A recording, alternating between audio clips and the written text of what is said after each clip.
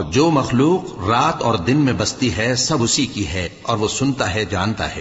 کہو کیا میں اللہ کو چھوڑ کر کسی اور کو مددگار بناؤں کہ وہی تو آسمانوں اور زمین کا پیدا کرنے والا ہے اور وہی سب کو کھانا دیتا ہے اور خود کسی سے کھانا نہیں لیتا۔ یہ بھی کہہ دو کہ مجھے یہ حکم ہوا ہے کہ میں سب سے پہلا فرما بردار بنوں، اور یہ کہ اے پیغمبر تم مشرکوں میں نہ ہونا۔ یہ بھی کہہ دو کہ اگر میں اپنے پروردگار کی نافرمانی کروں تو مجھے بڑے دن کے عذاب کا خوف ہے۔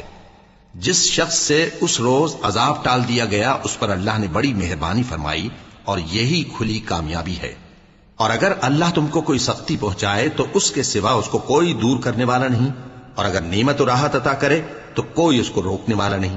وہ ہر چیز پر قادر ہے اور وہ اپنے بندوں پر غالب ہے، اور وہ دانا ہے، خبردار ہے۔ ان سے پوچھو کہ سب سے بڑھ کر قرین انصاف کس کی شہادت ہے؟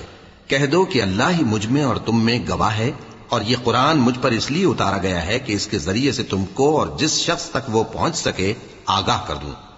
کیا تم لوگ اس بات کی شہادت دیتے ہو کہ اللہ کے ساتھ اور بھی معبود ہیں؟ اے پیغمبر کہہ دو کہ میں تو ایسی شہادت نہیں دیتا۔ کہہ دو کہ صرف وہی ایک معبود ہے، اور جن کو تم لوگ شریک بناتے ہو میں ان سے بیزار ہوں۔ جن لوگوں کو ہم نے کتاب دی ہے وہ ان کو یعنی ہمارے پیغمبر کو اس طرح پہچانتے ہیں جس طرح اپنے بیٹوں کو پہچانا کرتے ہیں۔ جنہوں نے اپنے آپ کو نقصان میں ڈال رکھا ہے وہ ایمان نہیں لاتے۔ اور اس شخص سے زیادہ کون ظالم ہے جس نے اللہ پر جھوٹ باندھا یا اس کی آیتوں کو جھٹلایا؟ کچھ شک نہیں کہ ظالم لوگ کامیاب نہیں ہوں گے۔